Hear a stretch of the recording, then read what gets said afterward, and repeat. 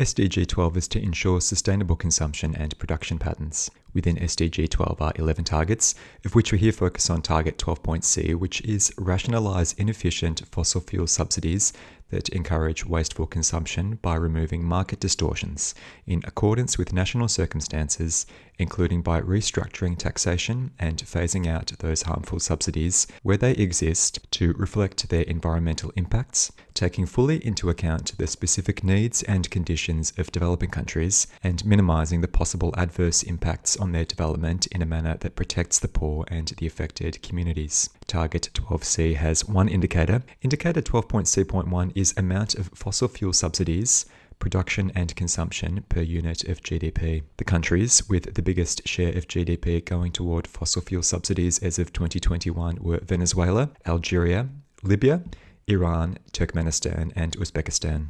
Each of these countries had greater than 10% of their GDP spent on such subsidies, the highest in Venezuela with 21%. The proportion of gross world product spent on fossil fuel subsidies has risen and fallen since 2015. Its highest level was in 2021, totaling 0.85% from a 2015 baseline of 0.71%. Qatar, Kuwait, UAE, Bahrain, Saudi Arabia, and Turkmenistan each spent greater than $1,000 of subsidies per capita. The highest was Qatar with $2,535, and almost doubling since 2015. Worldwide, there was a similar trajectory in the SDG period as the spending per unit of GDP, with $92 spent per global citizen, up from $71 in 2015. But in total, the biggest spender was Iran, with $59 billion spent on fossil fuel subsidies, out of a global total of $731 billion for 2021.